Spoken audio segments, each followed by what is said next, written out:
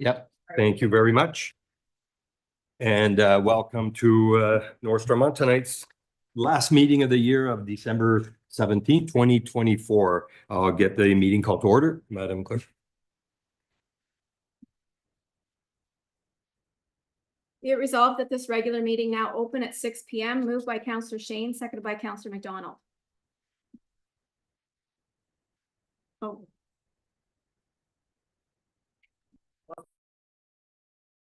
To hear my voice so much.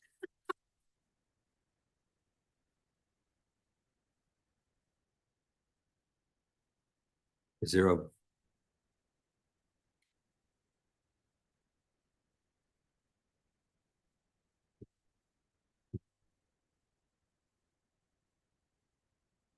to make everyone aware, we are moving to a new facility in hopefully by February, and we're gonna work out these glitches here and not take them with us when we move. So just bear with us. Do you think we can redo that, maybe the volume aspect, Nancy?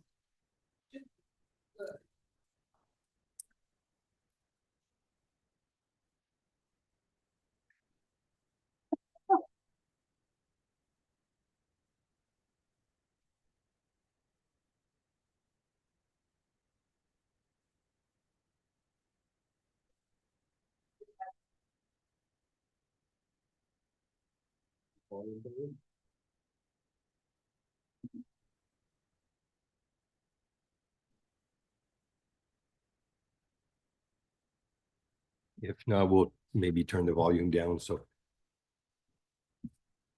let's get, so I never carry it. So it was moved by Councillor Shane, seconded by Councillor McDonald, we're calling to order. All in favor? Motion is carried. Is there any opening remarks from member of council? Seeing none, I would just like to take the opportunity to recognize our Public Works Superintendent. We had 3 of our local Christmas parades that took place last weekend, and 2 this weekend just passed. And Blake, thank you for having the float and actually representing the municipality in all 3. So that was well appreciated by all of council and staff. Moving on to the adoption of the agenda, be it resolved. Sorry, Madam Clerk. Be it resolved that the agenda be approved as presented, moved by Deputy Mayor Densham, seconded by Councillor Shane. Any discussions, comments? Seeing none, all in favor? Motion is carried. Is there any disclosure of pecuniary interest and nature thereof? Seeing none, moving on to the public meeting. So Nancy, do we have our first, actually, we're starting with the zoning? Yeah. So item 5.1, presentation of zoning application Z-2024-14 for Countryside Acres. Madam Clerk, do you want to read the motion and then I'll get the presentation? Actually, there's no motion at this point. We're accepting the report. Perfect. Thank you. Go ahead, Animal. There's supposed to be a presentation, but I'll start. So this zoning bylaw amendment is for Countryside Acres subdivision in Chrysler. The owners are G&E Reno Construction Inc. That's their company name. So the meeting is held under Section 34 of the Planning Act. Following the presentation, there will be an opportunity to ask questions from council and the public. Requests to be notified of the decision can be sent to planning@northstormont.ca. Notice of the public meeting was hand delivered to 120 residents located 120 meters radius of the property. And it was also sent to all the agencies in the prescribed list. Appeal rights. So if a person doesn't make an oral or written appeal submission to the township before the bylaw is passed, the person or body is not entitled to appeal the decision. So this is the site location. It's located in Chrysler on the north limit of the village. It's designated residential district in the official plan. And it's currently zoned a lot. So this is phase one. It's R1-20H, R2-28H, R3-2-H, and R4-H. The special exceptions for R1 is for max lot coverage of 50%. The special exception for R2 is max lot coverage 50% as well.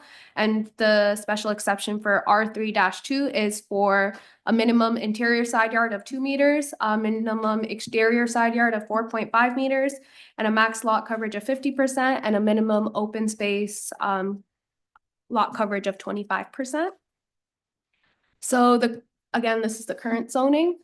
And the proposed zoning is to first remove the holding from R1-20, R2-28, and R3-2. And then change the interior side setback for the R2-28 zone from 2 meters to 1.2 meters, which does match what they have on their grading plan that they have submitted for the subdivision agreement.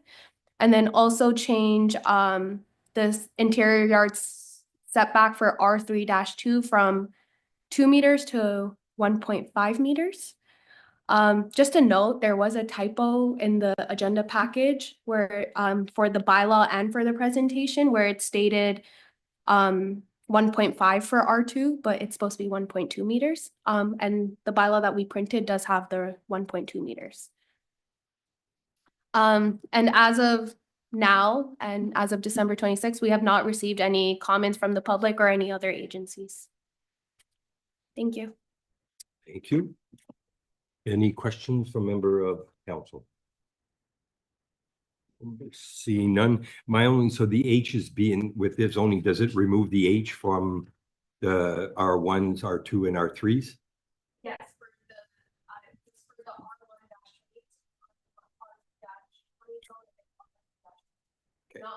The R4, the H stays perfect. Okay. So seeing, actually,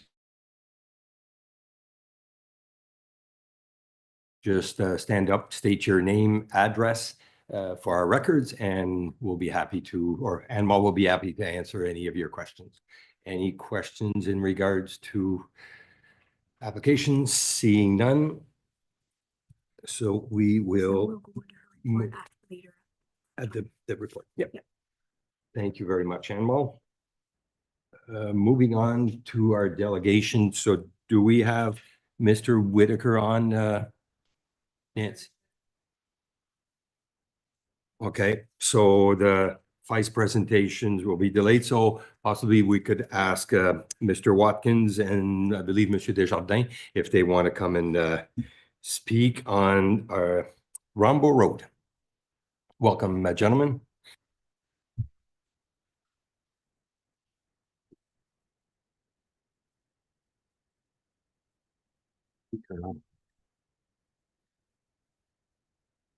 Okay, first I'd like to thank the mayor and the deputy mayor and the councillors for allowing us to present our petition to upgrade Rombo Road. It's great.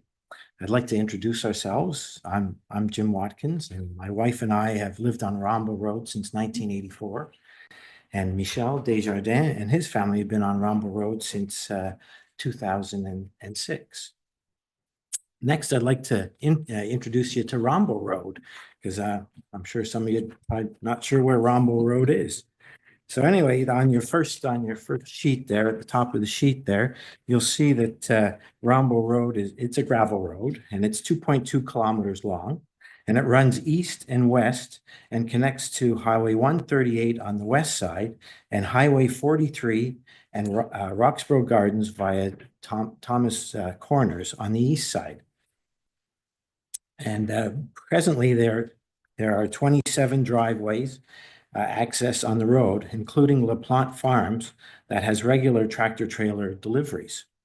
Our road gets busy with school buses, Amazon deliveries, agriculture. No, that's Donna. Oh, okay, that's Donna. Agriculture activity and the poultry farm activity, which includes their workforce.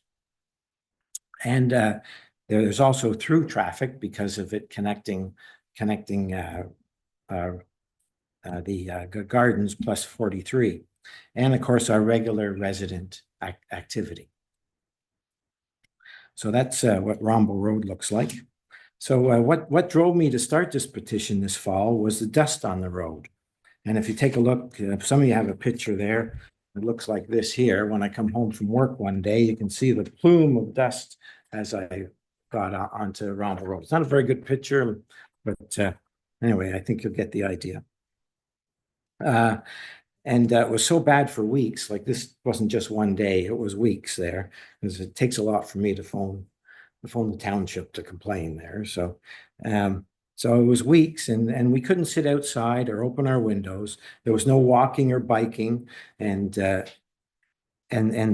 poor 15 children that had to wait for the school buses was not very nice. I called to see if we could get some dust control put down, but Blake said he was looking for more money for dust control. And a couple of days later, water was put down on the road, but this only lasted a day.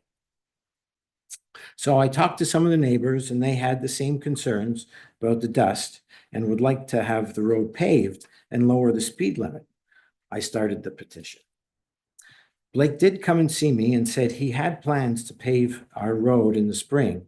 I just want to make sure the mayors and councillors were aware of our concerns and made it a priority next year. Michelle, would you like to add to anything? Well, just to continue on what Jim said, it's just, our goal here is just so that the council is aware that pavement or surface treatment, that like it's called, would be very beneficial for us. It's not to complain about the work that's being done on the road, because we see the crew several times a year to put gravel in the grader, and I know it's time consuming and it takes labor force to do that, and I'm sure it could be used somewhere else in the township. And the fact that there's lots of residents on 2.2 kilometers, it would be very beneficial, or cost averaging being very good for many voters. Many voters are very more. Would be lots of residents that would benefit from that for just a small portion of paved road. And like I said, there's 15 children on the streets, and the youngest one are still on the stroller. And in the summertime, they're able to bike whenever it's not dusty and whenever it's not freshly graded, because then they have a hard time with that. And I know that my dad was a city worker, so that's what he did for a living, grade roads and fix potholes and stuff like that. So I know it's time consuming, and it's always something to restart. Whereas as surface treatment, it's done when you're able to restart only 15 years later, probably. So our goal today is just to make it clear that we would really appreciate if that was a priority of the council. And what Mr. Anderson, he said wasn't his, we talked this summer and said it wasn't in the plans for the future. We just want to make sure that everyone's in line with with this plan to make it happen for us. So Thank Right. you very much. I'll just take questions, starting with Councillor McDonald. I appreciate you guys coming and your respectful presentation and your compliments to our staff, which is definitely appreciated. I grew up on Willie Allen Road. Yeah. And it's a similar type of situation, and I got to grow up sort of rollerblading on the surface treated road with a 60 speed limit, but it was similar, like everyone sort of children, there's a lot of kids on the road. And so I do sympathize with your concerns, and I'm glad you felt comfortable to bring them forward to council today, and thank you for coming. Thank you. Deputy Mayor Densham. Yeah, I just want to repeat the thanks. It's good for the public to come and express your concerns and your ideas, and have. I'm glad you had the conversation with Blake ahead of time as well, because then he has a chance to kind of explain what the process is. You came at a really good time because we're going into budget. Maybe that was your plan to come in just before budget. Yes, it was. Smart thinking. So that's great. No, that's good. And I know Blake is working on a road rationalization plan, and so it's good to see that, you know, the public is engaged in that. So thank you so much for coming. We appreciate it. Thank you. Yeah. Any questions, Councillor Shane? No questions, just Thank you guys for coming out doing this presentation for us. And same thing, it's nice to hear that our crews are doing a good job, and I live in a gravel road myself, so I can sympathize with you, and hopefully our budget works out in your favor. Perfect. Thank you. And if I might have the last word, so definitely if Blake's, you've been in discussion with Blake, so we like to see, obviously, everybody in the township would love to see their road, whether it's paved or surface treated. Traffic count is a big thing and where the need is. So Blake, we do have our director of transportation from the county talking about the road needs study. So this is all about, I mean, we do have, we would love to see everything paved, but I think we try to maintain our gravel roads. As far as the surface treatment, it's something maybe Blake can just, because that's an area where if you have too much traffic, so we try to do it where it maintains. But if we have too much traffic, sometimes it's just overburdened and takes the calcium out. And then maybe Blake just give us a. Well, in the last number of years, basically calcium is a product that binds the fines on top. Last spring, we had, after the calcium application, we had heavy rains, which will dilute that coating on top. We have to maintain minimum maintenance standards for potholes. And we try to do our best to try to fix the potholes by grading whenever we know we have enough moisture. But that's not, like, God don't really work with us that all the time. And that's why we got dust complaints. I didn't mention to you, it's, you'll see in the proposed budget, we won't get into that right now. There's, I requested, because it's not just Rombo Road. There's other places where if the year traffic volume, and it don't take much to change the characteristics of a gravel road. All you have to have some kind of a haul route go on that road, which will break it down a lot quicker and cause more dust, cause more potholes and this, that I did and willingly put more into it, into the calcium budget, that if we get situations in certain roads where the dust is not acceptable in my standard, that we do have the finance to actually do more. But that's, as I explained to everyone, it's basically, it's the tax dollars that have to pay for all this. And not to say, like, through the mayor, I would love to have every road hardtop. It would be a lot less on me to have to try to deal with. And I know for 38 years, I've been dealing with this, that you can't provide everything to everybody without spending money.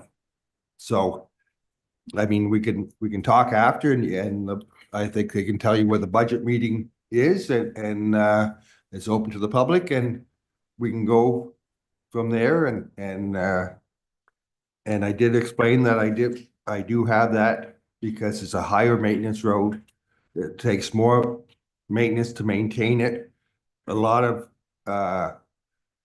houses on it, and car traffic, truck traffic, and basically a lot of people don't like to drive on Highway 138. So they take our back roads to get as far as they can, not go on 138. It's been historically noted that people from the Moose Creek area would take Tommy's Corners, Rombo Road, not to go on the 138 back in Moose Creek. So, but anyway, best thing. So with that said, with the calcium, if we manage to surface treat, well, then the calcium is, so we'll see as budget. You are welcome. It is a public meeting. We will listen. So the message has been heard. Council is well aware throughout the whole township, but we will have to analyze and see where this takes us. So I appreciate your time to come with us, and council will deliberate at budget time. Thank you. Thank you. Thank you very much. Any luck, Nancy? They're on.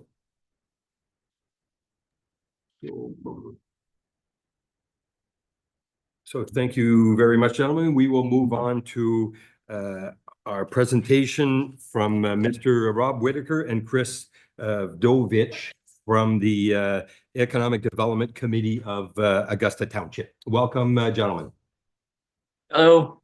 Has Chris made it on? I don't see him on my screen. I don't see, no, right now you're It's just all me? by your lonesome. You're flying solo. Awesome. Chris has the PowerPoint. So I think we had our wires crossed. We thought you guys were starting at 6:30. Could you guys move through, and when I get in touch with Chris and get him up to our speed, we can maybe join then? Would that be possible? So do you have contact with, that will be fine, so we can maybe touch base through Mrs. Gauthier. Go ahead, Craig. Through the chair, Mr. Whitaker, we do have the PowerPoint presentation, so I'm not sure if you're comfortable starting or if you'd like to wait. That's certainly your discretion. So me and Chris worked out dance moves and everything. Yeah. Well, so we will wait, and when you are ready, maybe coordinate with Chris, and then just let Mr. Gauthier know, and then we'll try to slide you in. Yeah, if you don't So mind, this- because Chris has certain aspects of this presentation and I have others. I'm sure I just tried to call him. I'm going to try him again. And Well, we'll carry on. You hang tight, and we'll reconnect. all right, thank you very much. I appreciate the consideration. No issues. Thank you. So moving on to item 7.1, the adoption of minutes of our previous meetings. Madam Clerk. Be it resolved that the following minutes be approved as presented. Special meeting November 22nd, regular meeting November 26th. Moved by Deputy Mayor Densham, seconded by Councillor Shane. Any comments or discussions, questions? Seeing none, all in favor? Motion is carried. Moving adoption of minutes from our committee and local boards. That the Council of the Township of North Stormont accept and approve the following committee minutes as presented. North Stormont Committee of Adjustment minutes, October 31st, 2024. South Nation Conservation minutes, October 17th, 2024. Raisin Region Conservation Authority Board minutes, October 24th, 2024. Raisin Region Conservation Authority Board highlights, December 9th, 2024, for information purposes. Moved by Councillor McDonald, seconded by Deputy Mayor Densham. Thank you. Any questions? Seeing none, all in favor, accepting the reports, motion is carried. Item 9, receiving our monthly staff reports and recommendations. Be it resolved that the following monthly reports be received: planning, bylaw enforcement, building, fire, recreation and facilities, public works, CAO school renovation project. Moved by Deputy Mayor Densham, seconded by Councillor McDonald. Thank you. Any questions in regard to the reports? Go ahead, Deputy Mayor Densham. Thank you, Mr. Mayor. Through you. One request and then a couple of questions. So I'm looking here at your rec report. It's great you're getting ready for budget, but one of my requests is, and I think we did it last year, any request that is coming from rec that we're proposing, can we say where we believe the dollars, where we're asking the dollars to come from, i.e. whether it's coming through taxation, or I know last meeting we made a request to, we directed the $30,000 EDP money over to there, whether the request for funding for certain projects are coming from that, or can we specify, and I believe we've done this in past budgets, can we specify where we believe that money would come from for any rec requests? Through you, Mr. Mayor. In the budget documents for all those requests, there are funding sources noted at the bottom now. Okay. So it'll say whether it's reserves, whether it's tax-based user fees, it's there. Awesome, great, thank you. If I may, Go ahead. a couple of public works items. One, I received a messenger message asking me to pass on thanks to the public works group for the excellent leaf and yard waste pickup. So that was from a member of the public. So I just wanted to pass those thanks on. Somebody said he had a particularly large bundle of branches and sticks, and you guys did a fabulous job picking that up and cleaning up. So he was very, very grateful for that. Also in the Public Works report, the Aqua report comments on the fact that some leaks were found in the Finch water. And I knew that that was something that was being investigated, but are there any additional comments you can give us on what was found and how big the impact is going to be in terms of water? Excuse me, through the mayor, yes, it was, we were pushing pretty hard in Finch. We actually basically recouped 200 cubic meters a day through the leaks. We found one major leak that was actually on the resident side that we had to I shouldn't say persuade.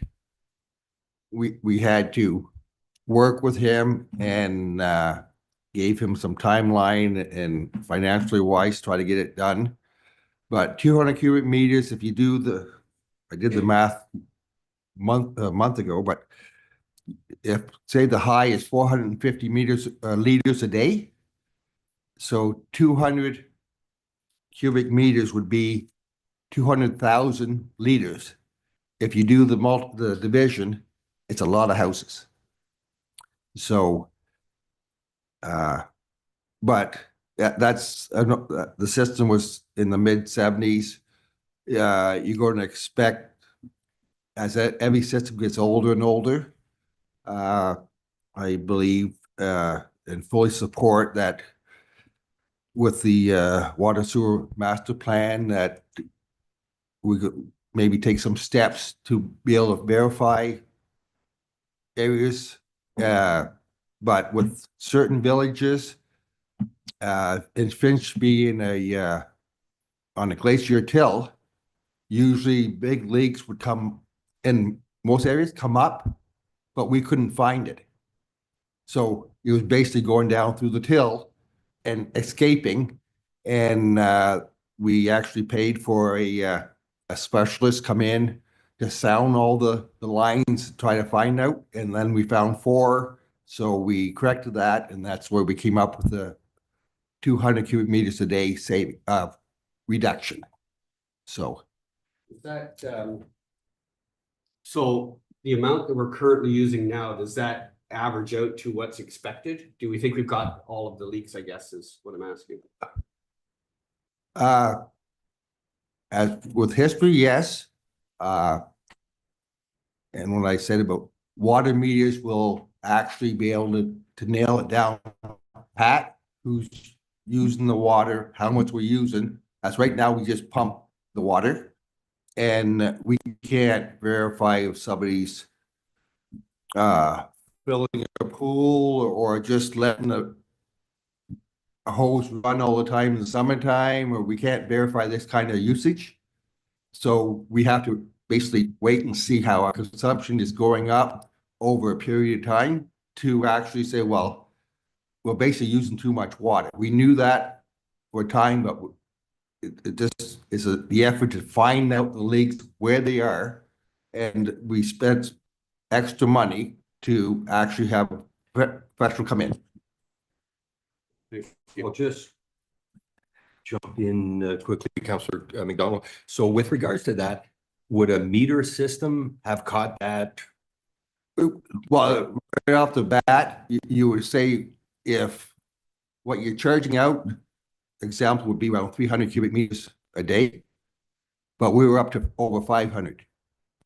And so the meters would say, we're only charging out 350, just example, 350 cubic meters a day, but yet our pumps are running and pushing out over 500 liters, cubic meters a day. So it's a lot easier to actually verify where that water is going. If it's not going into a house, it's going someplace. Unless you have some system that can actually tell you what the people use. You can't, like, we won't get into it, but I see people filling up trucks at nighttime, putting hoses in before. So. But if there is a leak, is there a possibility on a double-edged sword where it's also going back to our sanitary and actually leveling our It could, level. knowing that some systems out there that they have the water pumps, sub pumps, and they have this, they have that. I mean, that's an ongoing battle that we're trying to actually work at. And like I said, it's small systems are hard to maintain with the finance that we get back in. Councillor McDonald. Yeah, I was just gonna mention maybe for Nancy and for parent, I guess in the last couple days that a bunch of been broken into in Chrysler. So I'm not sure if you're aware of that, but I did just want to note that I reached out to the community to let them know, but people were very concerned. It seems Sunday night after the parade, someone went through at least, 10, 20, 25 cars. And so people in the community were a little concerned, and I think it's just important to be aware of that as it affects people's sort of perception of safety. But I think around the holidays, like I've heard of that kind of stuff happening before. So Through the chair, I recommended that the police be contacted and reported, because then they can filter services to our village areas if it's required. But yes. And honestly, John was great, and he phoned me and he said that people were directed to report it online, and that sometimes they don't, if they come in at different times of the day, they don't notice that they're all related. So he appreciated the call. So I just wanted to let you know that I had done that, but perhaps I should have filtered it back through you guys. But anyway, just to let you know. Thank you. Any other questions? See none, I'd like to make Andre's not here tonight, but in regards to our building, when you see 3 semi-detached and 5 houses, I believe, and one, so it kind of adds up with our building department, which kind of fluctuates. So I think that's good value. When you do see growth in a municipality, there is the effect of the building permit fees that are helping out and also as well the water and sewer allocations, which also falls in, which helps our reserves and to maintain the facility. So moving on to, so we do have, it's moved. So seeing no other questions, all in favor of the motion is carried.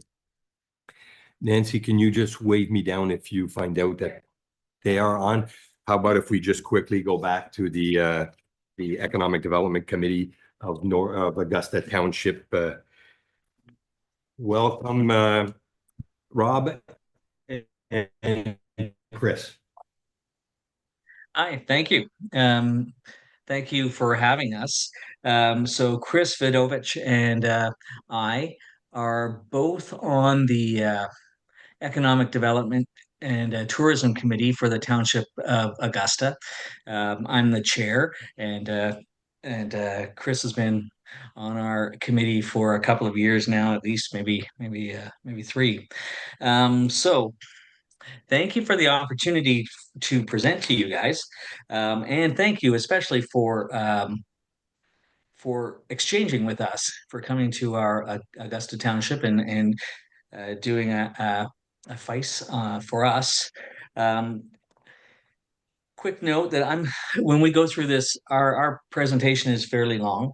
So I'm going to presume that you've read the report, and if you haven't read it yet, you can read it afterwards. So Chris and I are going to walk you through it today, with adding some comments here and there when necessary. And another thing you should note is that FICE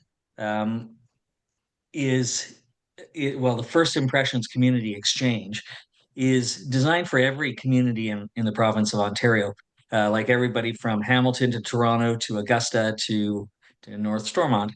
And so many of the questions don't necessarily apply to all scenarios, but we still did our best to answer them. Yeah, on a personal note, I really liked North Stormont. So I was part of the delegation that visited your place, and it's a really, really nice community. In fact, I came back and I told my committee I was moving there. So, I mean, so our that's my first panel. I'm going to turn it over to Chris, but we don't have our PowerPoint up yet. Yeah, and again, hi, my name is Chris Vidovich. I apologize for my camera not on. Trust me, it is as a benefit to you to not have to look at me. My laptop is old and my camera doesn't work. Would it please you more to run the PowerPoint on your side, or would you like me to run it and share my screen?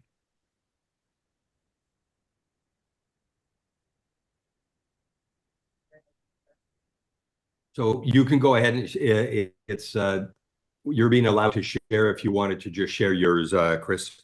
That sounds great. Just give me a second here to remember how to use Zoom.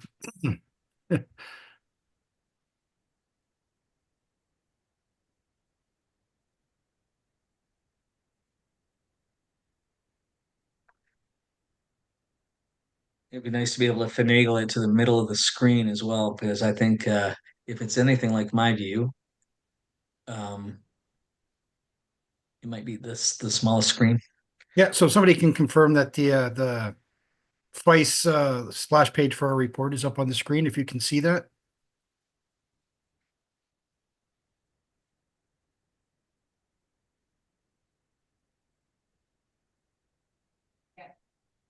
It's not coming up, Chris. Okay. Oh, there it is. There you go. Okay. Outstanding.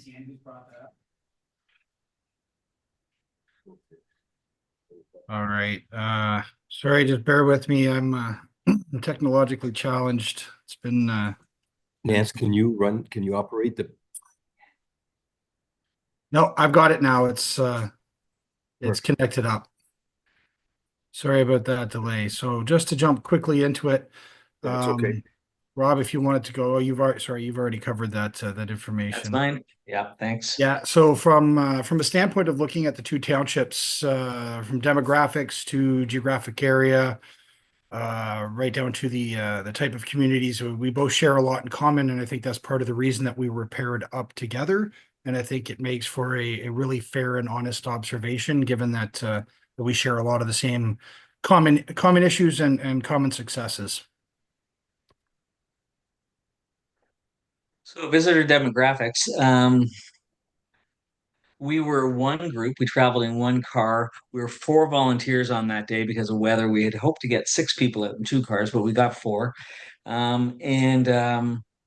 My role was I took the position of a newcomer to North Stormont, which is pretty easy for me to do because I am.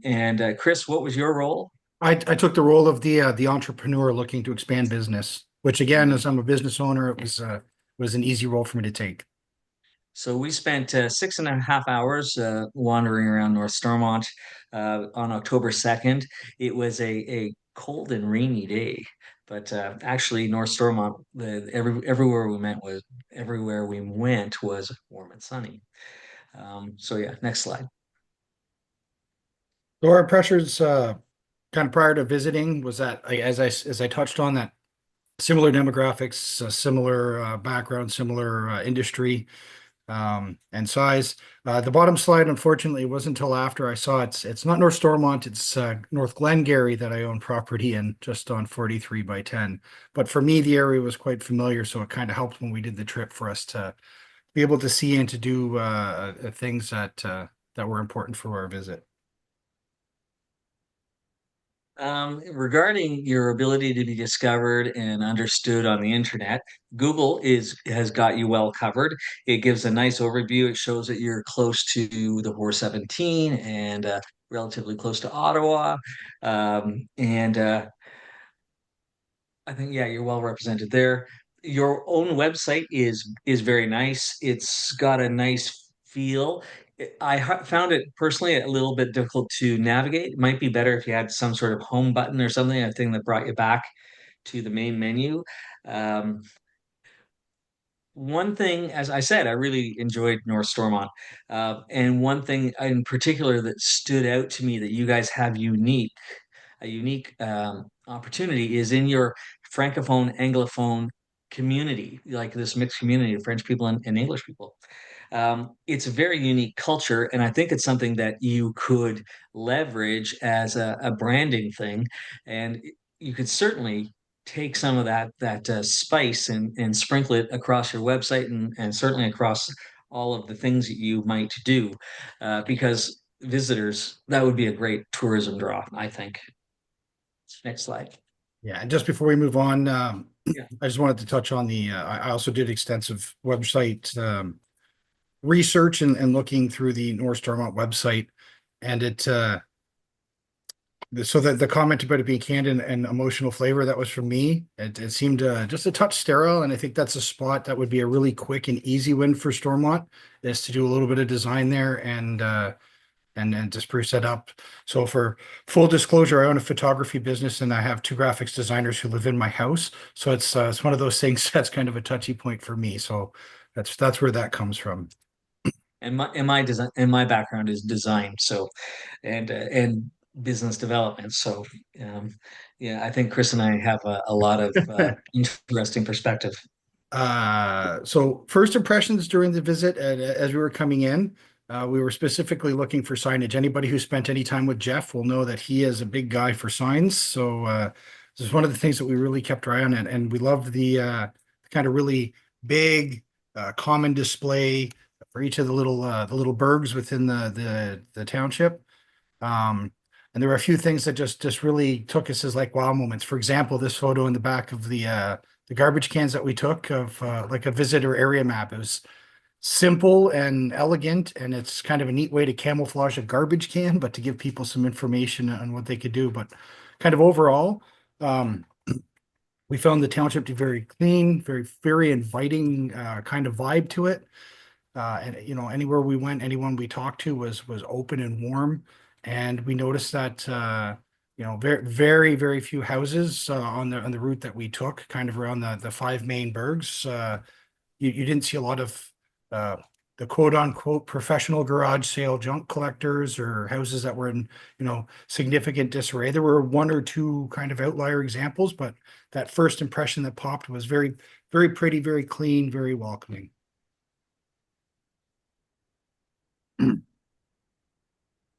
The visual appearances at entrances.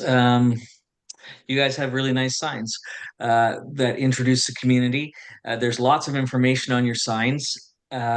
Maybe, and this is the designer and me gonna have to come out here for a second, maybe some graphic standards would help make your signs a little more readable, because you do have a lot of information. And one thing, if you have too many signs, nobody reads any of them. But if you could just come up with a format then I think that would be a simple thing for you to solve. All that information you're trying to convey there would be really, really welcomed. One person pointed out that you don't have a thanks for visiting sign. I don't know if that's really important, but it is in the report, and it was Interject, Rob, because hey, Rob, yes. I'll interject. The reason we don't say thanks for coming is just we don't expect you to leave. Well, I almost didn't. Yeah, well, I don't blame you. It was noted by the group also that you have all these really nice little signs around for your individual communities, but you don't seem to have one for North Stormont. So as a visitor, as a person who's lived in this community for about 3 years now, I know your little communities that are in North Stormont. And yes, you do have your North Stormont website on there, but I really didn't realize that North Stormont was also a thing. And maybe you could have North Stormont signs as well. So I think that's a good idea. Next slide. Housing residential areas throughout were along the lines of what we were expecting. So from the 5 major burgs, again, small, nice, well put together communities with you know, kind of a central flow and feel like you would from a small town of that size. And you know, when we're out to the countryside, again, what we'd expect, a lot of farms, a lot of you know, a lot of commuter homes and things of that nature. We noted a couple of subdivisions around the area where we were driving around. I believe is it Moose Creek? I'm struggling to remember. I apologize. Where it was we saw, but there was one newer looking subdivision that looked like maybe within the last 5 or 10 years that it had been built. And yeah, it looked great when we looked through with comparative real estate prices and things of that nature. It seemed very approachable, very appropriate for the area, given your commuting distance to Ottawa and other places from there. Oh, sorry. Have you already covered that, Chris? I think we've pretty well gone through all the rest of that slide. Again, Well, I could add couple of- something here. Sorry, go ahead. Go ahead, Rob. So one thing I thought about your housing and residential areas is, as I drove around and looked at North Stormont, you guys read as an affluent community. There seems to be a lot of those trappings of affluence, like farms with their own massive grain bins and things like that, and things like that. So I would think that you have an opportunity to maybe create some tiered neighborhoods that would attract more affluent residents, people who are retiring, people who are starting families, and I think there's an opportunity to create like an aspirational neighborhood, which would be, I think, really well received in your area. And as I had spoken to before, I believe Good. was So Rob, I think I lost, I'm not sure if Chris is on. Yeah, go We ahead. lost, the presentation has not been, is it on our end, Nancy? So you're, okay, you're back. If we can, unfortunately, we only have one meeting in December, so we'll go through and getting way more into some of the details and all this information that was gathered. But if we can maybe run through to try to go through the presentation and get back to trying to finish the meeting. Does that work with you, Rob and Chris? Well, that's fine. So that's, if you don't have time to finish this down, that's fine. We've done a pretty comprehensive report. We're absolutely able to answer questions, but we don't want to keep you all night. Well, if you want to go through your slide and maybe just highlight maybe one or two, I think would be appreciated, and then we can go to questions. Okay, sure.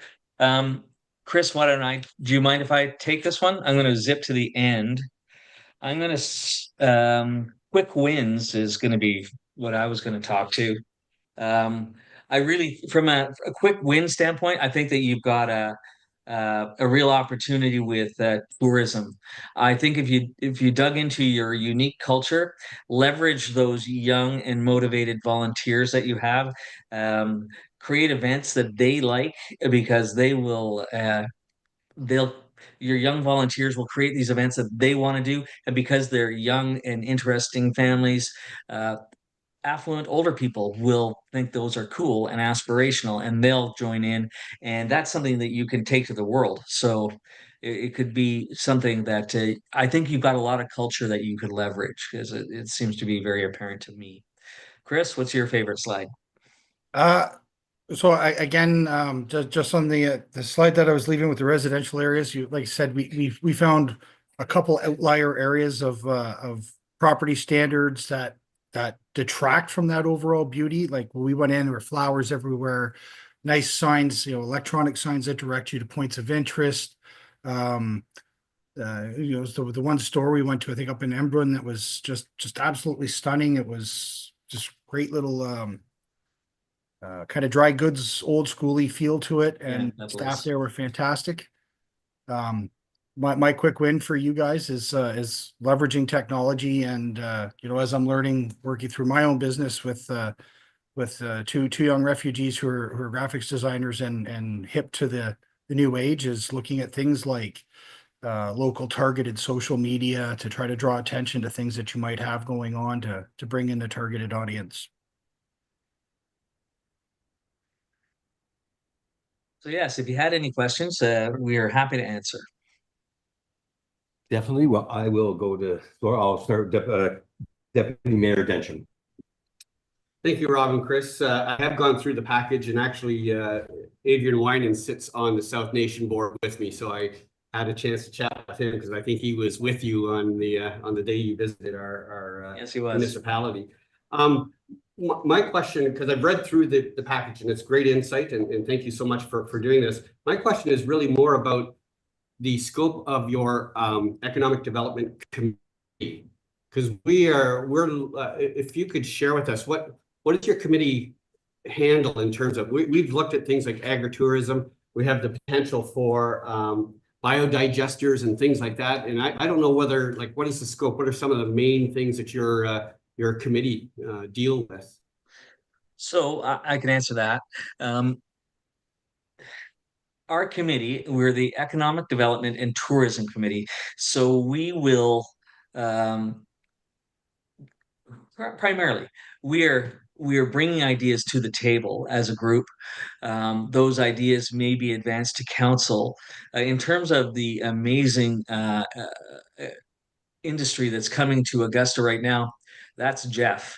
He's an amazing salesperson for the Township of Augusta, and so he is doing that. But then, you know, those businesses that show up present opportunities for us to play with, literally. Like, you know, if we can see that we are becoming an agricultural technology center with the types of companies that are coming in, and maybe there's an opportunity for us to promote Augusta accordingly. And we've had a lot of discussions about that.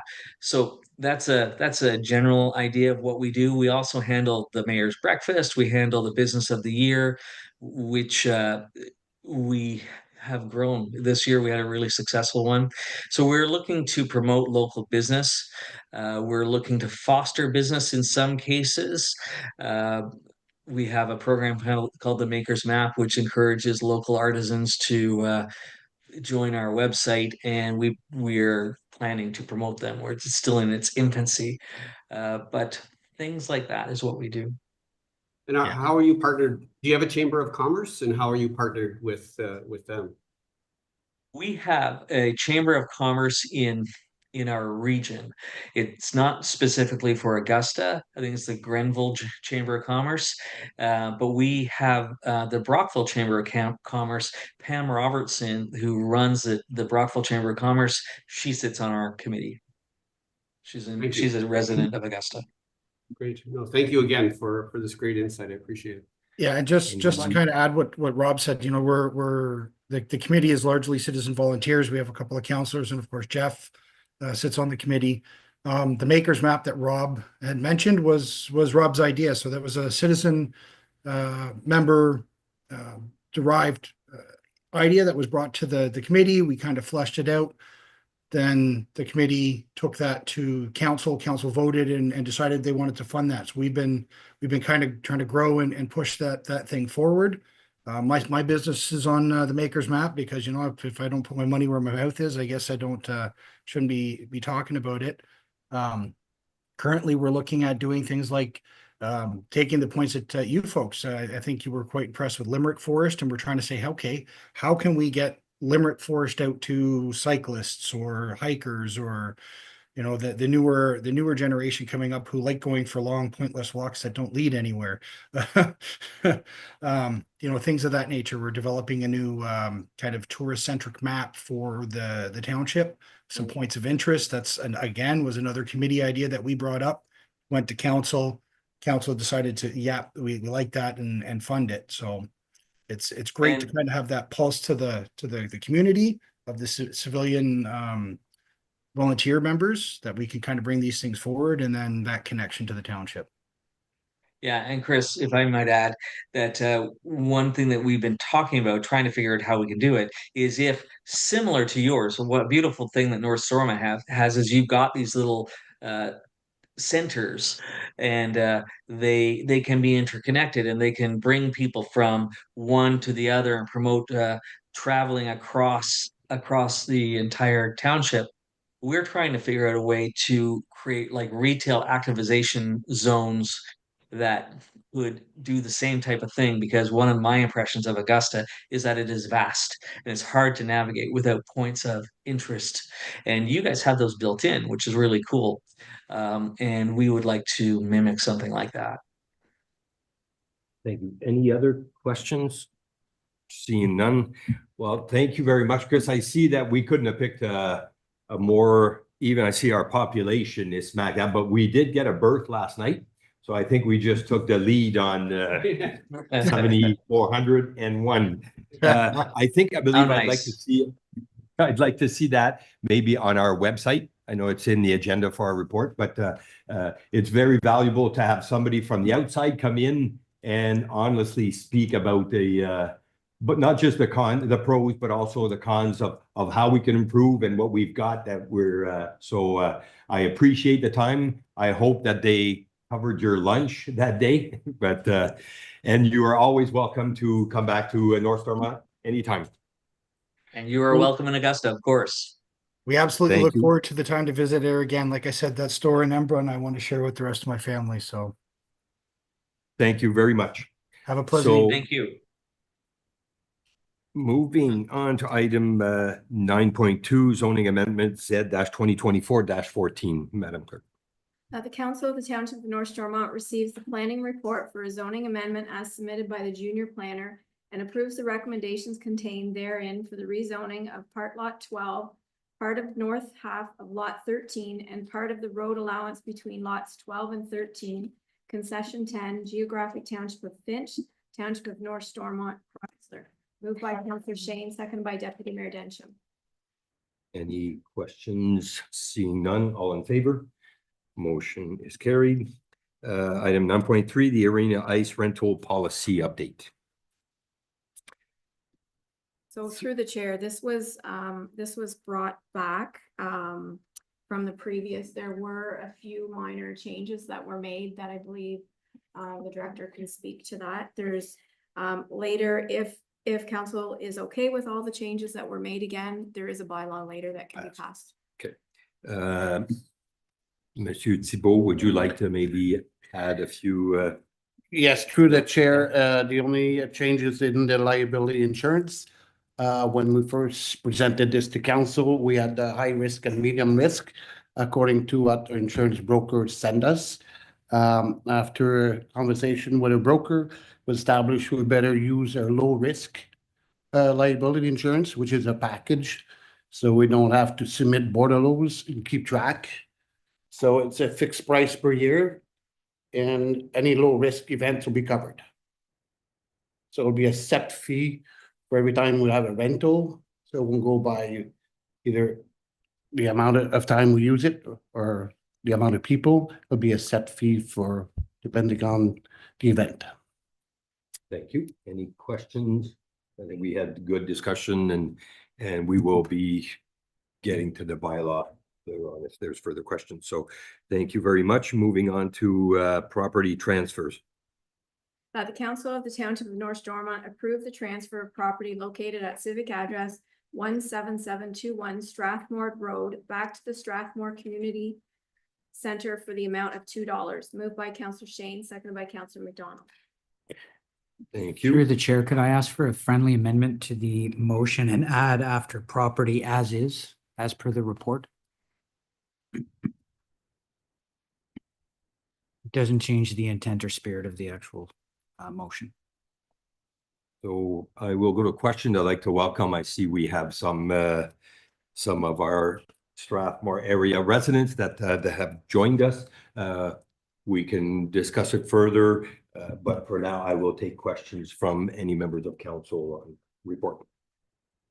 I don't have any questions. I just wanted to say appreciated being involved in the discussions and the good faith that the staff came to the table with the residents. And I feel that if they're happy with the resolution, I'm happy with the resolution, but I was part of some of those conversations. So I may know a little more than other members at this time. No, again, I'm really pleased that we were able to work something out in a positive fashion. So thank you to the public and to the staff and council who worked together to make this happen. My question, I guess, is more in terms of, so the actual contract, is there any limit on property ownership within that contract in terms of, does it have to be owned for 5 years before anybody can consider dissolving it and selling it off? Or is there anything in that contract at all? Through the chair, we have not established a section or a agreement, piece of that agreement to reflect that, no. We have a level of trust with the community group that it will stay within their possession. So we're fairly confident. Oh, that's great. Like I say, I'm really happy to see that it's staying a community asset and the community members are able to use it. So again, I think we were a little perplexed when it first came to the table. We weren't sure what to do, but I'm glad it really worked out in the end. So thank you to everybody for working through that patiently. Thank you. Any questions? Go ahead, Councillor Shane.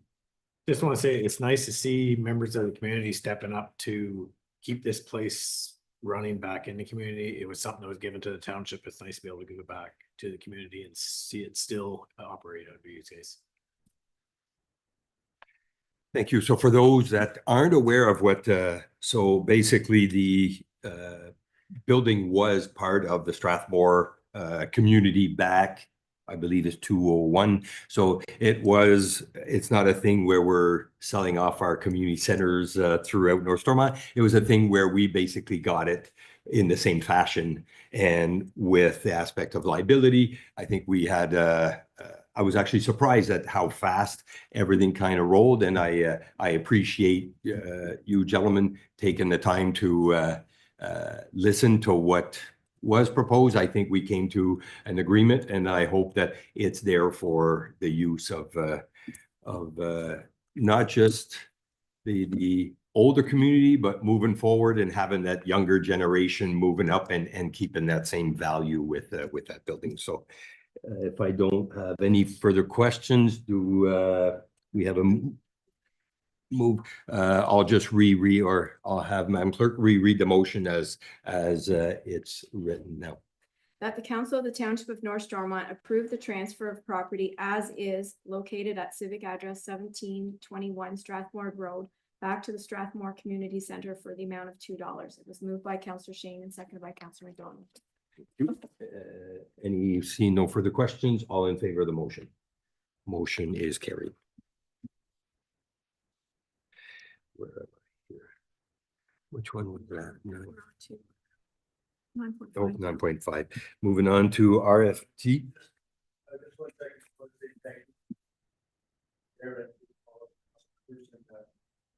Theory is very excited and we will continue to use it. Thank you very much, Howard. Really appreciate it. Moving on to item 9.5, the RFT for Public Works 001-2023, supply of crushed rock and stone dust extension request. That the Council of the Township of North Stormont accepts the proposal to extend RFT-PW-001-2023 for the supply of crushed rock and stone dust for 2025 with an increase of 2% with A.L. Blair Construction Limited up to the maximum approved 2025 budget amount. Moved by Deputy Mayor Densham, second by Councillor McDonald. Thank you. Any questions? Seeing none, all in favor? Motion is carried. The AMP levels of service.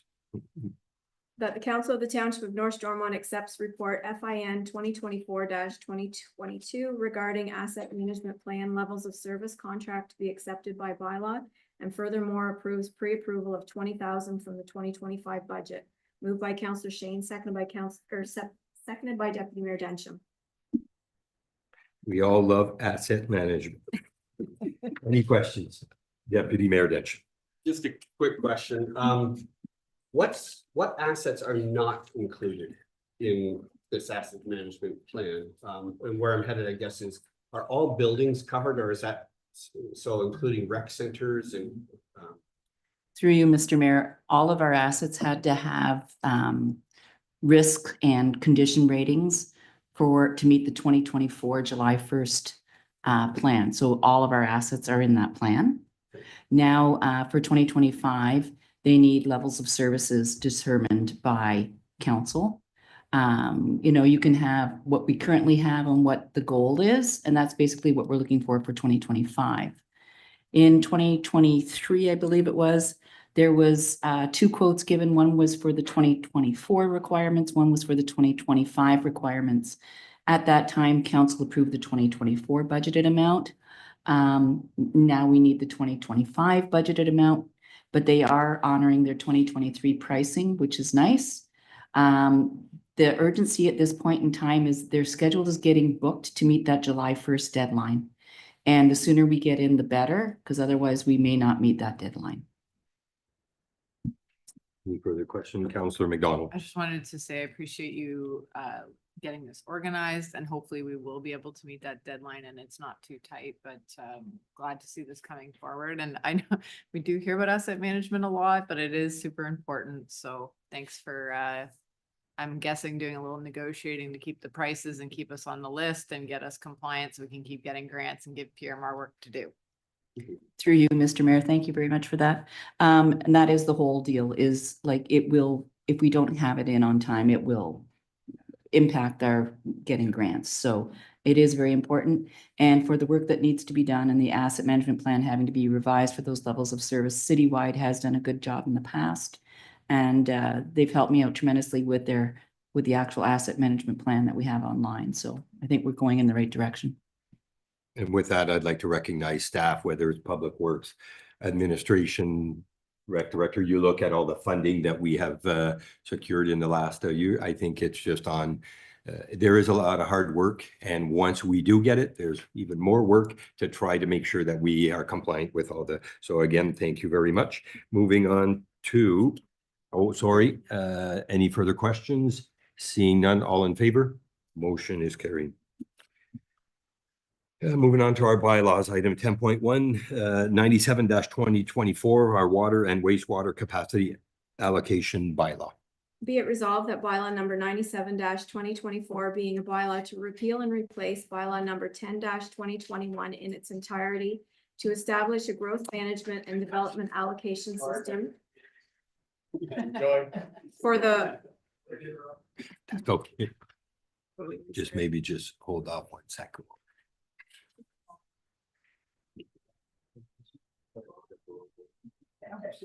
Straight home now, you.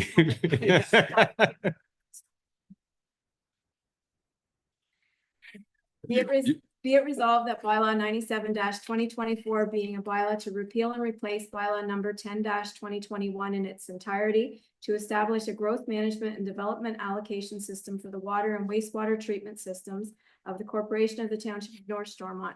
Be read a first, second, and third time, passed, signed, and sealed in open council the 17th day of December 2024. Moved by Councillor Shane, seconded by Councillor McDonald. Any questions? I do have one. So in regards to, and that may be Peter or Blake or Anmol, with looking at our allocations, now that the new laws where you're getting apartment buildings in the basement, you're getting more and more involved in that, and to try to see where our allocation capacity, or not really allocation, to see where our capacity is. So you're moving forward with whether it's new development or it's getting harder, I think, or I'm assuming, to identify what the actual connection or the usage of the system. Are we looking to that taking that in consideration? Basically right now we're on a unit fixed capacity, like, so if it's a 1-bedroom apartment or a 4-bedroom house, it's 1 unit. Every year, like, we do a capacity assessment, and we change it till a reasonable time where we get the information, and we know each year when we make improvements and savings, we get more capacity. So I know with the multi-units, we give out 1 per unit. So a house with duplex site with 2 apartments or whatever, like a semi-detached, sorry, with 2 apartments, That's 4 units. But every year that we do this, the evaluation of the capacity, even though they might not use as much as a family of 10, that gives us the ability to calculate what we can give out the next year. So, and if we make savings in, like, the example of the water in Finch, or some sewer improvements or infiltration, you know, that every year gives us the knowledge of what we actually did that year and what capacity we can maintain to give out for growth. So it's an ongoing battle to maintain, improve, control, and for development. So. Okay, thank you. Any further questions? Seeing none, all in favor? Motion's carried. Item 10.2, bylaw number 98-2024 to amend zoning bylaw number 08-2014, Z2 2024 14 Countryside Acres. Madam Clerk. Be it resolved that bylaw number 98-2024 being a bylaw to change the zoning of certain lands in the township of North Stormont and amend comprehensive zoning bylaw 08-2014 from residential first density exception 20 holding R1-20-H, residential second density exception 28 holding R2-28-H, residential third density exception 2 holding R3-2-H, to residential first density exception 20 R1-20, residential second density exception 28 R2-28, residential third density exception 2 R3-2 be read a first, second, and third time, passed, signed, and sealed in open council the 17th day of December 2024. Moved by Deputy Mayor Densham, seconded by Councillor McDonald. Thank you. So that's in regards to Ann Mull's presentation earlier. Any further questions? Seeing none, all in favor? Motion is carried. Bylaw number 99-2024 in regards to our mailbox policy. Be it resolved that bylaw number 99-2024 being a bylaw to adopt policy number PW 001-2024, the mailbox policy for the Township of North Stormont be read a first, second, and third time, passed, signed, and sealed in open council the 17th day of December 2024. Moved by Councillor McDonald, second by Councillor Shane. Thank you. Any questions? Ben, are you taking notes on our mailbox policy? Or no questions, so all in favor? Motion is carried. Item 10.4, the bylaw number 100-2024 in regards to recreation arena policy. Be it resolved that bylaw number 100-2024 being a bylaw to repeal and replace bylaw number 62-2016 and to adopt policy number RAC 01-2024, the recreation arena policy for the Township of North Stormont be read a first, second, and third time, passed, signed, and sealed in open council the 17th day of December 2024. Moved by Deputy Mayor Densham, seconded by Councillor McDonald. Thank you. Any questions? Seeing none, I think the value or the experience of our rec director, I think has changed. We've seen many changes, and I think it's all positive stuff that it's not really affecting our resident. It's just a structure, how clean it is, and I think it's value for our residents. So again, thank you. So seeing no questions, all in favor? Motion is carried. Moving on to asset management plan agreement with PSD Citywide Inc. Sorry, bylaw number 101-2024. Be it resolved that bylaw number 101-2024 being a bylaw to propose the authorizing of entering into a contract between the Corporation of the Township of North Stormont and PSD Citywide Inc. in regards to the addition of proposed levels of service to the current asset management plan be read a first, second, and third time, passed, signed, and sealed in open council the 17th day of December 2024. Moved by Councillor Payne and seconded by Deputy Mayor Johnson. Any questions? Seeing none, all in favor? Motion's carried. Item 10.6, 102-2024 in regards to cost sharing agreement with Countryside Acres Pumping Station. Be it resolved that bylaw number 102-2024 being a bylaw to authorize a cost sharing agreement for Countryside Acres Pumping Station be read a first, second, and third time, passed, signed, and sealed in open council the 17th day of December 2024. Moved by Councillor McDonald, second by Councillor Shane. Thank you. Any questions? Councillor McDonald. I'm just wondering, was the agreement supposed to be attached? The Schedule A or no? Through the chair, it hadn't been finalized at the time of the publication of the public agenda. We do have the draft in place. The agreement does reflect council's commitment of $262,000 and the details regarding the sorry, Peter, the details regarding the Blanchard, GE Renault and Township portions is just being completed. I believe it was completed today or yesterday, Peter.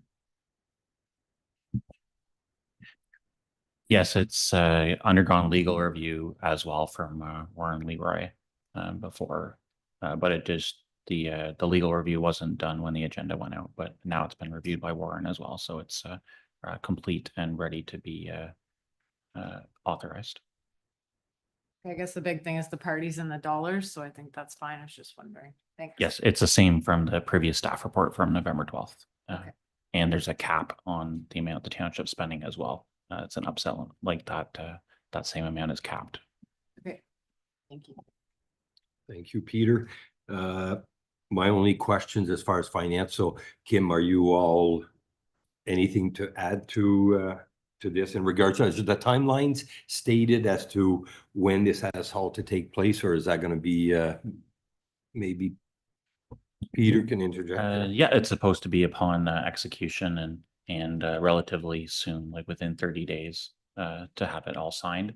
The money would flow through the township and then we'd release it once the certificate of final completion was issued for the pumping station. So it's already, construction's already started on it and the subdivision's already underway. But the township money would be held until it's actually completed and signed off by our engineers in order for us to give our share. Perfect.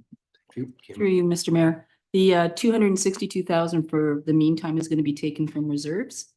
And then it's going to be recovered through capital charges to those benefiting units in the future. So for now, we're fine.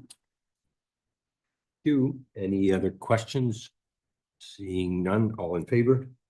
Motion's carried. Moving on to our correspondence from 11.1 to 11.6. Be it resolved that the correspondence as listed as items 11.1 to 11.6 on the agenda be received. Moved by Councillor McDonald, second by Deputy Mayor Densham. Any questions in regards to our correspondence? Seeing none, all in favor? Motion to accept the reports. There's no motions or notice of motions. The petition, which are no longer, but I'll get you to read it so that we've accepted it. That the Council of the Township of North Stormont accept the petition for road upgrades for Rombo Road as presented. Moved by Deputy Mayor Densham, second by Councillor McDonald. Thank you. All in favor of motion is carried.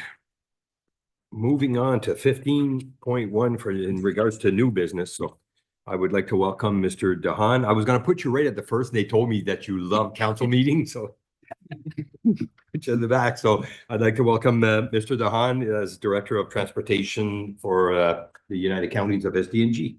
Welcome, Ben.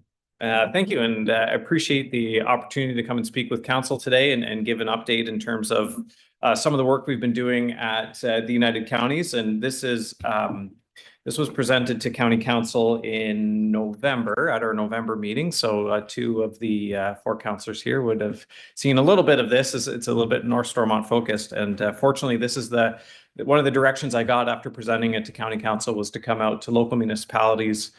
Give an update on this road rationalization study we've completed. And I said, as long as I get to go to my favorite municipality first. And so here I am today. So it's great to be here.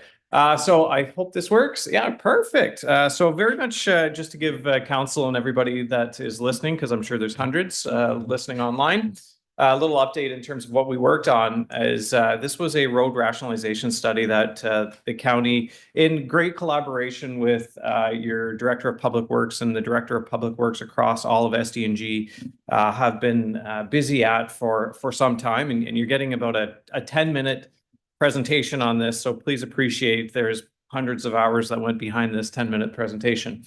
So what this was all about was looking at all roads within SDNG. Sorry, I shouldn't say all roads. Looking at identified roads within SDNG to really understand if they were classified correctly. And what that means is what is a county road? Are the roads that are designated as county roads appropriate to be county roads, and vice versa for local municipal roadways? And what that falls into is, we've talked about asset management plans tonight a couple of times, is how you're managing your assets. So this is kind of that high level management of assets in a certain way, is making sure that the roads that we are responsible for are getting the appropriate level of service and under the jurisdiction of the appropriate study or authority.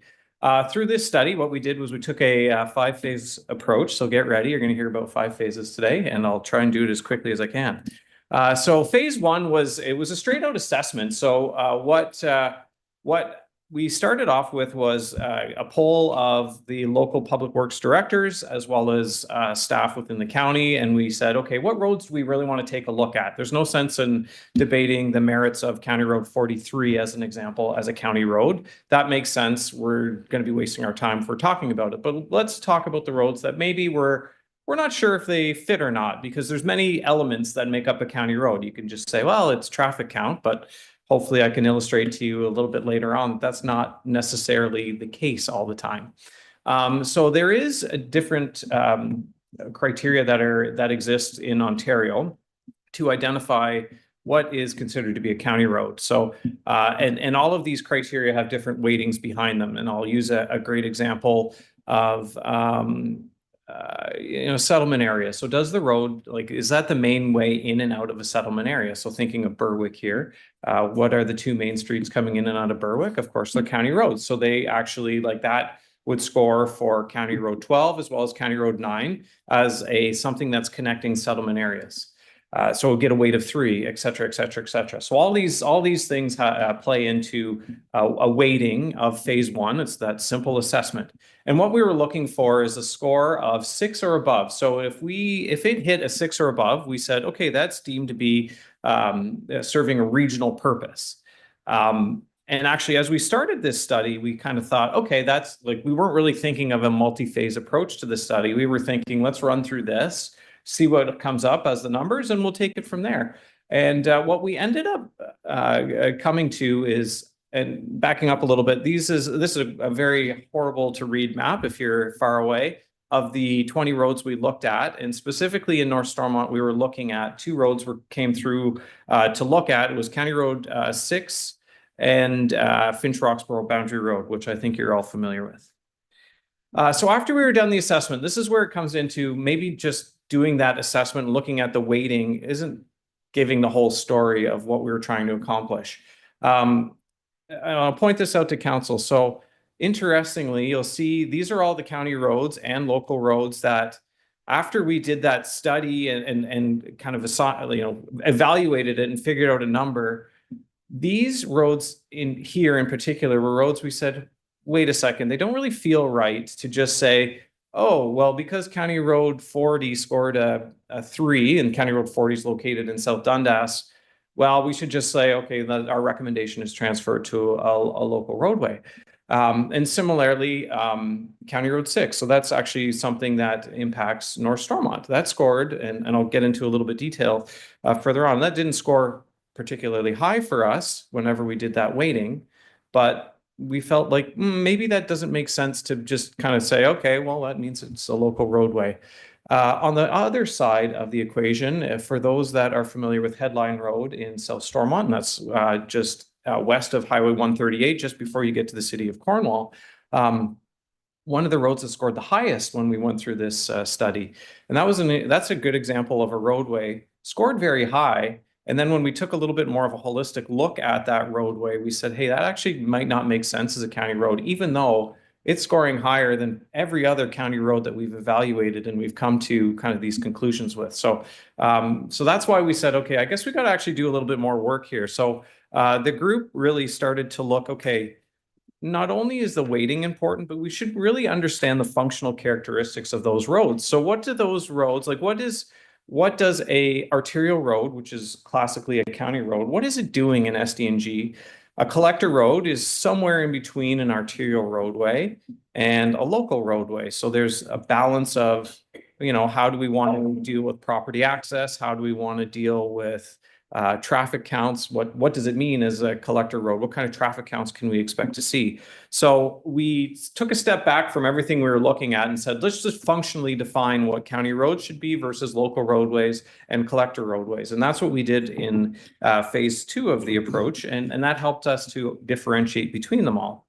So then what we did was that list of roadways I showed a couple slides ago, we said, let's run it through those functional characteristics and do like a more holistic evaluation of it. So I'm going to spend a little bit of time right now talking about the roads in North Stormont only. I'm not going to get into, if you want to hear about Headline Road and what we've thought about it, I'm happy to share, but I recognize I'm hungry and I'm sure you all are too. So we'll try and rip through this as quick as we can.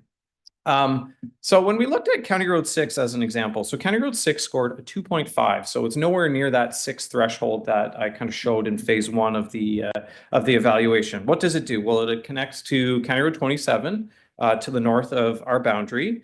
There is an element of commercial and traffic growth that occurs on it. And actually, you can see it's got 3 legs to it. And actually, the 3 legs, you can almost evaluate somewhat independently, and particularly the piece that connects to Finch Roxborough versus the east-west, north-south dogleg off of County Road 15. So it's got a discontinuous alignment. You've got to stop, you've got to turn. It's not an effective and efficient way to move through that. So when we look at County Road 6 in isolation, even though it didn't score high in phase 1, we did feel with all of these elements and the things that it does in the road network, if we look at it by itself, we said, you know what, it still makes sense to be a county road. So that being said, we also, in looking at Finch Roxborough Boundary Road, may come to a different conclusion depending on where we take Finch Roxborough Boundary Road. So it was a little bit of a political answer to County Road 6 is maybe the way I would describe it. But ultimately, the recommendation was, let's leave that alone as a county road until we ultimately decide where we're going with Finch Roxborough Boundary Road. So Finch Roxborough Boundary Road scored a 6.5. So it actually was above the threshold that we had set arbitrarily before we started looking at any roadway. I don't need to spend a lot of time talking about Finch Roxborough Boundary Road. I'm sure this council and all the people listening are very familiar with it. But really what it is it's moving a large volume of traffic that's providing a relatively efficient connection between 43 south towards 417. So there's a high element of commuter traffic that's taking it. It does have higher traffic volumes than most local roadways I think the township manages, from what I understand through Blake. And I will say your director has been a tireless advocate for this roadway, and he wore my spirit down. So here we are. So ultimately where we landed on it is, if you look at it in isolation again and look at this roadway and what it's providing, it does make sense as a county road. And the recommendation would be that it would remain or that it would be something that the county, it serves a regional purpose, this roadway. The challenge with this roadway, I don't think it comes to any surprise to anybody here. It doesn't meet any county road widths, doesn't meet any county road standards, and requires a significant investment to be able to kind of meet those criteria that the county has for its roadways. So we went through all these phases again with those roadways. Those are the 2 that were specific to, oops, I pressed it and I'm sure it's, no, it didn't go. I knew it. I could feel it. So it's got a little delay to it. So then we went into an implementation phase of the report and said, okay, let's look at these roadways and make a determination of kind of, we've gone through a couple stages and kind of made a holistic recommendation for all of these roadways. So what do we actually want to do and come up with? We're either to do nothing, to leave it as is and not actually take another step with it, to redirect traffic. So that's something I'm going to talk about a little bit more, because it actually, of all of the roads we looked at for this study, Finch Roxborough on County Road 6 were the 2 of the strongest candidates to be considered for this.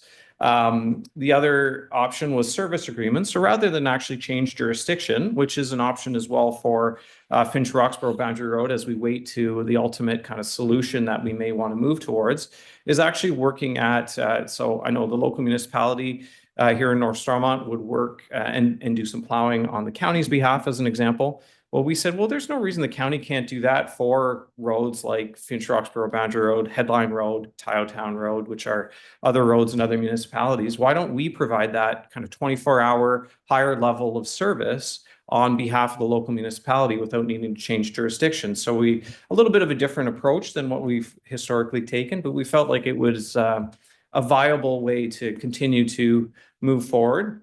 Number 4, of course, is a full jurisdictional transfer. So transferring roads between either, coming to the county or vice versa, going from the county to the local municipality. So speaking specifically of the 2 roads we looked at and kind of that holistic look. So if we look at County Road 6 in isolation, appropriate classification is remain a county road. No change. The implementation option is really do nothing. I have in this slide redirect traffic because that actually plays into the Finch Roxborough Boundary Road. Finch Roxborough Boundary Road, again, looking in isolation, makes sense as a county road just based on the functional characteristics that it has. And implementation is actually, again, coming back to this idea as we look at some engineering options here, and maybe it's not a full change of hands, but maybe there's some alternatives that we need to investigate further. So, and I click the button, there it is. So engineering options, what am I talking about when I say that? And kind of how do we want to maybe meet somewhere in the middle? So this is a very, very high level conceptual idea for Finch Roxborough Boundary Road. We know that people are traveling on that roadway to get between 43 and 417. We know that it's a narrow road. It's not really conducive to, and I've been on that road, trust me. I know that it's, people go high speed, and if someone's oncoming, you do have to slow down and kind of cautiously make sure you're on your right side of your roadway. So the options that we started to talk about is what if we actually got rid of that whole stop go situation that's taking place on County Road 6 and actually created a more continuous and through alignment of Finch Roxborough Boundary Road south of County Road 6 all the way to County Road 9, which is a road that is now in fantastic shape. And then again, continuous over to County Road 15. We recognize that there's still Avonmore, that is a challenge. But I think what I want to point out to council and everyone again listening right now, this is a third of the distance that we'd have to take that roadway. So ultimately, this is about a third of the cost when compared to redoing the whole roadway. And I'll give some context. I know council's looking at the drain portion of the County Road 22 project that we have lined up for next year. County Road 22 right now is an estimate. That's about a 7-kilometer job, which would be somewhat similar to what would need to happen on Finch Roxborough. That's estimated at $9 million for that job. The Finch Roxborough Boundary Road's 9 kilometers long. So, to do that widening, like we're in the tens of millions of dollars to be able to do the entire alignment. This is a solution that, very high level is 1/3 the cost of that, and it provides that continuous alignment. And you may say, well, Ben, is it really that efficient?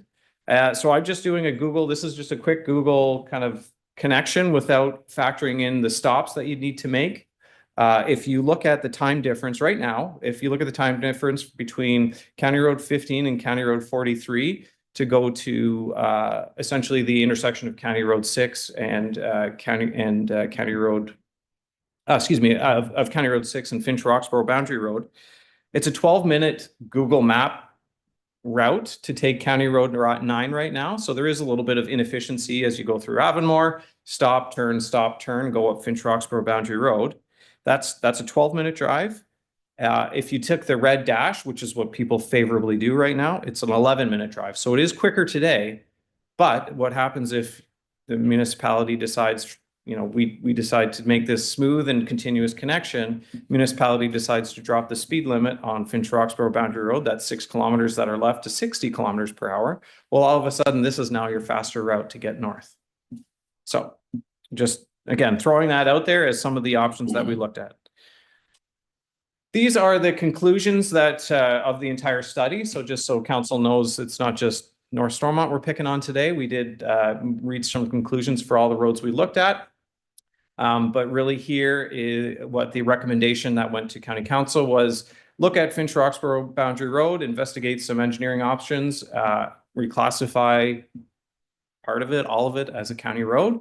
And what that looks like is really up to the direction I get from my council, and the direction I get from my council is really predicated, I think, on the input I get from council here and the 5 other local municipalities. So that's where we are today, and happy to take any questions. I definitely have. I don't call it a question, I call it an opinion, but I'll start maybe with members of council, so I will. Okay, full disclosure, I drive this road a lot and it's a great route to get to Cornwall or wherever you're going from Chrysler. And I think it's been a great presentation, and it's really great to see the amount of work that went in to rationalize this and present like good engineered options. I do worry whether or not people would, if those direction of traffic implementation, I don't know if people would follow that route or not. But with the amount of dollars that could potentially be saved, I do think that's an important thing to consider. I just think if I put myself in my own shoes, I guess, would I want to go that way? I think going through the town of Avonmore doesn't appeal to me as a commuter. So I'm just thinking of it as a commuter. I like being able to get down to 43, get on 43, get down to 15 and just kind of keep cruising without having to look for dogs and children and other things happening in town. So I just don't know, like I would hate, we potentially could save 2/3 of the cost of upgrading that road, but would we spend 1/3 of the cost and no one would use the route? Like, I don't know. So I'm interested and I appreciate the information. I guess I'd say I'm a little skeptical about would people follow that alternative, or how long would it take people to adapt to that alternative? I think Ben wants to respond. Did you want to, yeah, go ahead.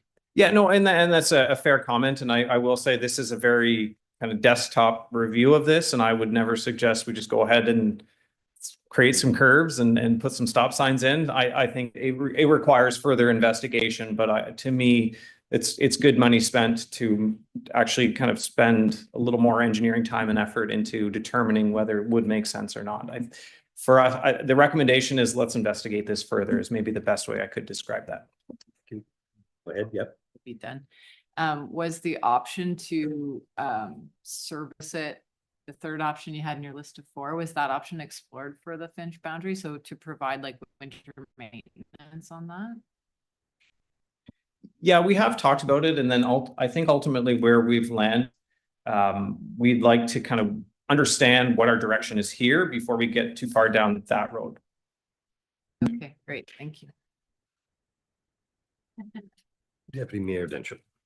Thanks, Ben, and yeah, we've had a chance to see this twice.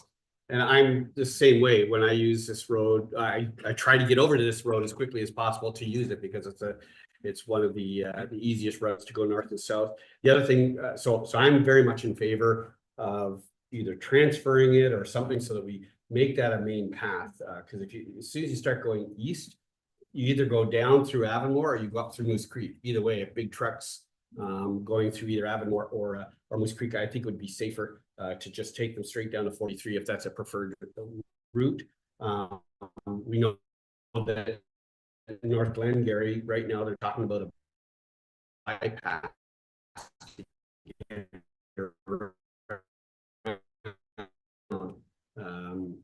around that. In the long term or in the short term, yeah, we probably would have to do some fortification, and whether or not there's a way to do that gradually, I don't know whether that's an option. We can definitely talk about that, but in the again, how we maintain roads that go through communities like Avonmore and Moose Creek, if we were to take some traffic off of that, maybe that would save some in terms of wear and tear. I don't know, you know the business way better than I do. So, but from my perspective, the other thing positive going forward is there's not a lot of houses on Finch Boundary Road. So if we do have to do some widening and stuff like that, you're not affecting a lot of people. So, and I think as well as maintaining it, I think that would be good. But the other thing too is the railroad tracks, when you have to cover it, I think you have a much better line of sight on Finch Boundary Road than you do coming through Avonmore and having to just big trucks again, having to stop and idle in the village. And they're trying to, when there's a train going across. So anyhow, I'm a big fan of eventually or quickly moving that over to a county road and kind of freeing up the seeing what that will do to the traffic that goes on Avonmore Road. I don't know what could be the future of 15 if a lot of traffic went around that. So when we talk about the bypass in Alexandria, the ultimate result of that bypass is that 34 through Alexandria, likely a local road again. Yeah. So I would suggest because if you looked at a grid of our county road system, 15 to 12 is actually kind of nice spacing. I think 12 is a well-established county road, would score very highly. You have the alternative route. You question whether 15 would get downgraded eventually. Yeah. Yep. Which would be okay, I think, but anyhow, that's my thoughts. Thank you. Councillor Shane. So I have to agree with Deputy Mayor Densham on keeping the traffic out of the community of Avonmore as much as possible. But also with transferring straight through up to County Road 43. I know you're talking the connector from 401 to 417, but you're talking just the Avonmore Road, which doesn't actually have an off ramp off the 401. When you go straight through, that road brings you up through Newington, right up to the 401 where there's an off ramp, and there's a lot of traffic comes from Lunenburg, Newington down straight down through. So I've tried to talk at county council, and when you're talking, you know your area, but there's other councillors that are in Mooresburg, Iroquois, and you're going, well, if you remove 6 and you jump on 9 and take 43, it can get a little, but no, my thing with regards to the engineer's thoughts or the report that came in regards to going 9 up to 15 and doing the van through Avonmore. Anything east of Avonmore, like if you're going towards Monkland, okay, 138 becomes now so they're not coming. So I think the boundary is way more, if you were to do a traffic count of which way they're coming, way more I think are coming the Finch, Newington, either straight from Newington or Finch to head to Castleman or the 417. So that's sort of that alleyway. And after going through County Road 22, I definitely see the impact of spending $9 million on the road, and this would be typically the same aspect. So to say, hey, or you take it over, and because 6 itself, so if you're looking from I call it the glass house at the bend of 15, when you take the 6, then you go down the big hill. That aspect, I would see this being a local road.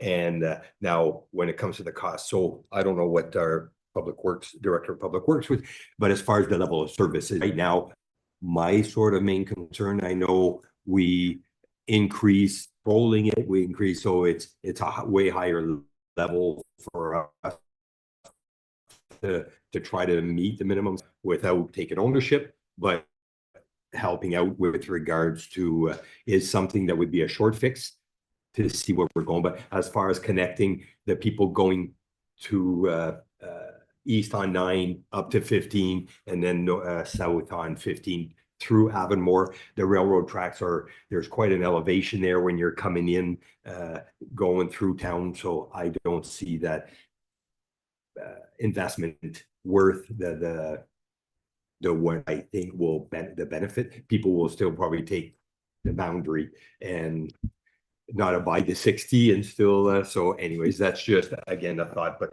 there's still way more not opinion but investigation to be done before I think anything will ever happen to move forward. With that said, one more I'll get just another interesting number that I saw, and I think you provided this to Lachlan McDonald in terms of a number of kilometers that of county municipality. We actually have the smallest amount. We're at 99.1 kilometers of county road. The next highest is 140 at South Stormont. The highest is North Dundas at 224. So from our perspective, Again, we probably also give the smallest amount of taxes, but at the same time, we definitely have the smallest amount. And to me, that means we're already efficiently moving people through North Stormont because territorially, we're about the same size. But anything we can do to improve that over the long run, I think that's kind of, I see that as well. So you want the last word, Mr. Hunt, or are you good? Perfect. Well, I do appreciate you coming out and sharing that information with us. It's something that we can utilize through our roads public director and move forward. Thank you very much. So with regards to 15.2, it's on County Road 22 Development Project. County Road, oh, so that's for the Cummings Municipal Drain. That the Council of the Township of North Stormont appoints the following members to participate in the County Road branch of Cumming Municipal Drain Court of Revision. North Stormont Mayor Francois Landry, North Stormont Councillor Alice McDonald, North Glengarry Mayor Jamie McDonald, alternates North Stormont Councillor Charles Shane, North Glengarry Deputy Mayor Karma Williams, moved by Deputy Mayor Densham, seconded by Councillor Shane. First one, any questions? Seeing none, all in favor? Motion's carried. Moving on to County Road 22 Development Project for the McRae branch of the Mackenzie Municipal Drain. That the Council of the Township of North Stormont appoints the following members to participate in the McRae branch of the Mackenzie Municipal Drain Court of Revision. North Stormont Mayor Francois Landry, North Stormont Councillor Alice McDonald, North Stormont Councillor Charles Shane, alternate North Stormont Deputy Mayor Steve Densham. Moved by Councillor Shane, seconded by Councillor McDonald. Thank you. Any questions? All in favor? Motion's carried. Moving on to County Road 22 Development Project, Morrow Brabec branch of the Cummings Municipal Drain. That the Council of the Township of North Stormont appoints the following members to participate in the Morrow Brabec branch of the Cumming Municipal Drain Court of Revision. North Stormont Mayor Francois Landry, North Stormont Councillor Alice McDonald, North Stormont Councillor Charles Shane, alternate North Stormont Deputy Mayor Steve Densham, moved by Councillor Shane, seconded by Councillor McDonald. Thank you. Any questions? Seeing none, all in favor? Motion is carried. Our schedule of our next meeting will be jumping on to 2025. We have a special council meeting for budget that will be taking place January 8th, starting at 9 a.m. Then we follow with our regular council meeting of January 14th, as well as January 28th, 2025. I don't have any upcoming events. Is there any closing remarks from council? Mr. Mayor, if I might, upcoming events, we added some public skating at the arena and stick and puck that is new for this upcoming holiday season. So just if people are interested, they'll be free of charge, and the schedule's on our website and on our Facebook page. Perfect. So as we move to our new location, we have now a new rec director in place. I would like to our rec committees, just putting, like, there's lots of events, and often I do not like people say, hey, did you go over to the, and then you're kind of, oh, I didn't know about it. So this is an area that we can take advantage. I know we don't have hundreds listening on to, but I mean, just the fact that it's on the agenda, it's on the website. So there's opportunity there for to get more people attending our events. So with that said, I would like to take the opportunity. So as we gather with loved ones to celebrate this holiday season, I want to extend my warmest wishes to our council, our staff, as well as all residents of North Stormont. This time of year allows us to reflect on our accomplishments, share gratitude, and look forward to a new year full of promises and opportunities. On behalf of the entire council, we wish you all a Merry Christmas, a season filled with peace and joy, and a prosperous new year. Au nom de l'ensemble du conseil, je vous souhaite un joyeux Noël, une saison remplie de paix et de joie, et une année prospère. Merci beaucoup. Thank you very much, and have a good evening. Thank you. Oh, I guess we have to ratify. Darn it. I'm enjoying it so much that, so moving on to ratification, bylaw number 103-2024, Madam Clerk. Be it resolved that bylaw number 103-2024, being a bylaw to adopt, confirm, and ratify council's actions at its regular meeting of December 17th, 2024, be read a first, second, and third time, passed, signed, and sealed in open council the 17th day of December 2024. Moved by Deputy Mayor Densham, seconded by Councilor McDonald. Favor, motion's carried and moving to adjournment.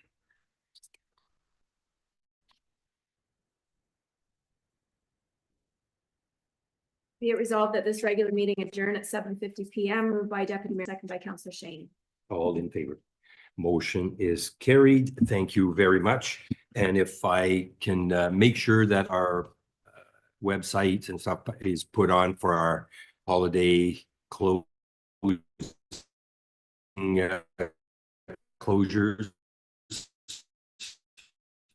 for the and to make sure that staff take the time to spend with family. The chair, just wanted to confirm that it will be in the Chesterfield Record. We will have notifications on the front doors of the office for our closures, and it will be on the website and Facebook.